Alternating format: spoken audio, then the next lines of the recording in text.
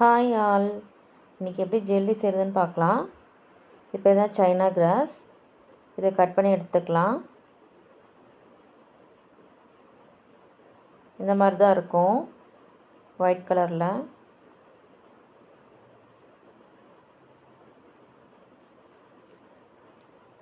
Open பண்ணி எடுத்துட்டு இது தேவையான அளவு கட் பண்ணி எடுத்துக்கலாம்.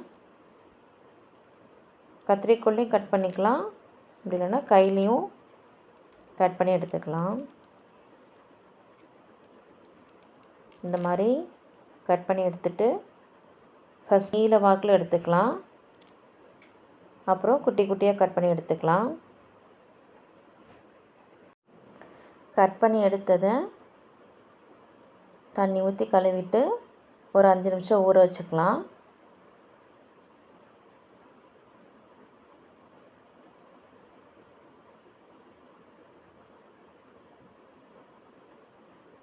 இந்த மாதிரி கழுவி எடுத்துட்டு ஊற வச்சுக்கலாம்.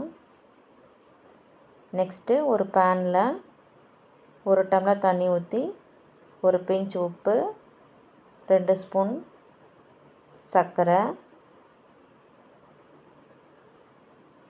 கரைஞ்சதும் நம்ம ஊற வச்சுருக்கோம் இல்லையா சைனா கிராஸ், அதை எடுத்து ஆட் பண்ணிக்கலாம். நல்லா இந்த சைனா கிராஸ் கரையிற வரைக்கும் நல்லா கொதிக்க வச்சுக்கலாம். நல்லா கரைஞ்சி வந்ததும் நமக்கு தேவையான ஃபுட் கலர் வந்து ஆட் பண்ணிக்கலாம். நான் இன்றைக்கி ரோஸ் எசன்ஸ் வந்து சேர்த்துக்கிறேன்.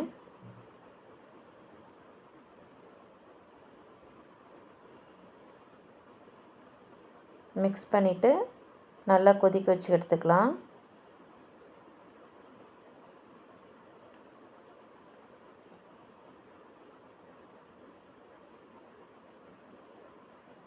நல்லா கொதி வந்ததும் வடிகட்டி ஒரு பவுலில் ஆட் பண்ணிக்கலாம்.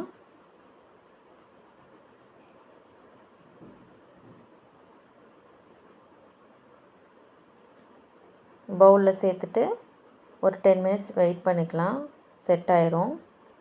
அதுக்கப்புறம் மேலே ஒரு லேயருக்கு பால் எடுத்திருக்கேன். பால், சர்க்கரை, அகர் எல்லாம் சேர்த்து நல்லா கொதிக்க வச்சு எடுத்துட்டு ஃபஸ்ட்டு செட் ஆயிருந்துச்சு இல்லையா, அதுக்கு மேலேயே இந்த பால் வந்து ஆட் பண்ணிக்கணும்.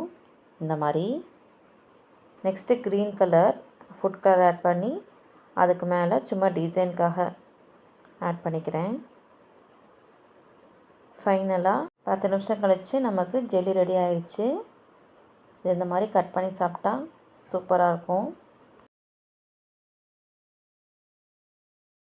டேஸ்ட்டு சூப்பராக இருக்குது. நீங்களும் இது மாதிரி செஞ்சு பாருங்கள்.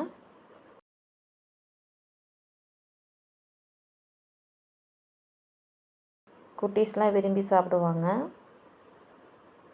இந்த ஜெல்லி ரெசிபி உங்களுக்கு பிடிச்சிருந்துன்னா என்னோடய சேனல் சப்ஸ்கிரைப் பண்ணிக்கோங்க. தேங்க்யூ, பாய்.